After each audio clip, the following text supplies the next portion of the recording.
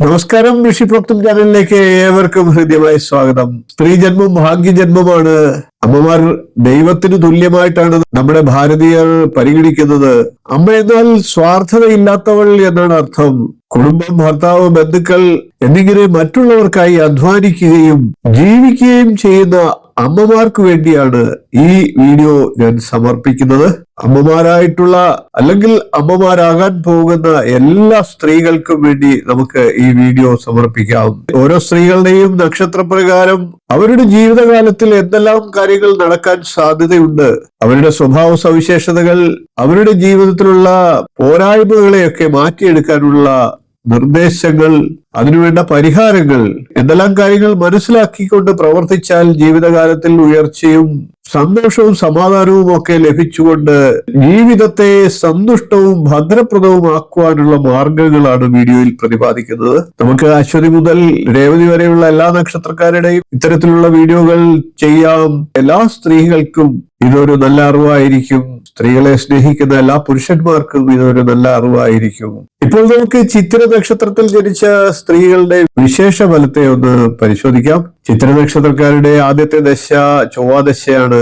ചിത്തിര നക്ഷത്രക്കാരായിട്ടുള്ള സ്ത്രീകൾ തളരാത്ത പരിശ്രമശാലികളും ആത്മവിശ്വാസമുള്ളവരുമായിരിക്കും. മറ്റുള്ളവർക്ക് കഠിനമായി അനുഭവപ്പെടുന്ന കാര്യങ്ങൾ പോലും ഊണും ഉറക്കവും വെടിഞ്ഞ് വളരെ ഗഹനമായി ചിന്തിച്ചുകൊണ്ട് അനായാസം ചെയ്തു തീർക്കാൻ ചിത്തിര നക്ഷത്രക്കാരായിട്ടുള്ള സ്ത്രീകൾക്ക് സാധിക്കുന്നതാണ്. എല്ലാം എന്നെ കൊണ്ട് ചെയ്യാൻ കഴിയും എന്ന് പറയുന്നത് ഒരിക്കലും ഒരു തെറ്റല്ല.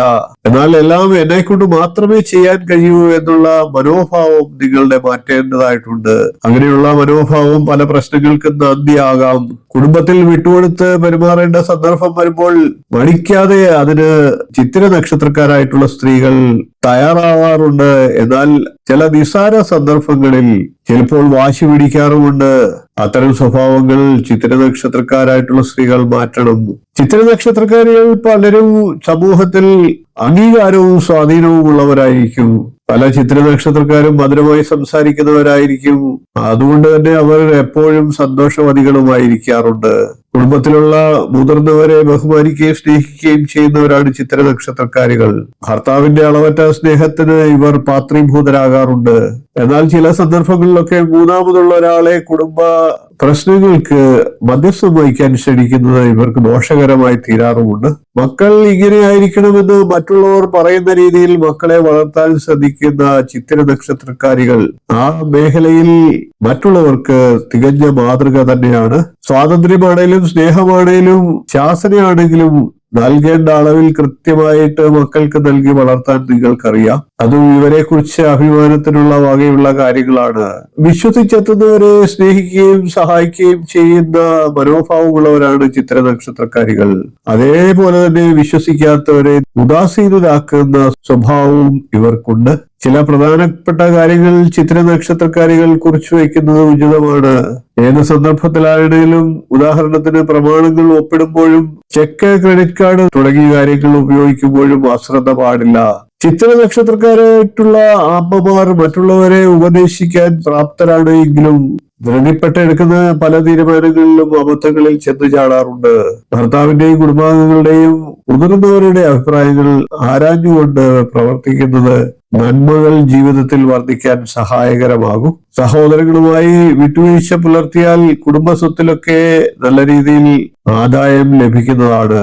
പുതിയ സംരംഭങ്ങൾ എപ്പോൾ തുടങ്ങിയാലും കുലദൈവങ്ങൾക്ക് ശക്തിയുക്തം വഴിപാടുകളെ ചെയ്യേണ്ടതാണ്. അതോടൊപ്പം തന്നെ പിതൃഘടങ്ങൾ കുറവ് കൂടാതെ തന്നെ അതാത് സമയങ്ങളിൽ ചെയ്യുന്നതും നല്ല ഫലങ്ങളെ ലഭിക്കുന്നതിന് സഹായിക്കും. ഓഫീസ് ജോലികളൊക്കെ ഏർപ്പെടുന്ന ചിത്തിര നക്ഷത്രക്കാരായിട്ടുള്ള സ്ത്രീകൾ അവിടുത്തെ രേഖകൾ കൈകാര്യം ചെയ്യുന്ന സമയത്തിൽ അതീവ ശ്രദ്ധ പുലർത്തേണ്ടതാണ്. യാത്രകൾ ചിത്തിര നക്ഷത്രക്കാരികൾ ഇഷ്ടപ്പെടാറുണ്ട്. എന്നിരുന്നാലും ആവശ്യത്തിന് വിശ്രമിക്കാതെയും അസമയത്ത് യാത്ര ചെയ്യുന്നതും ഒക്കെ ഒഴിവാക്കുക.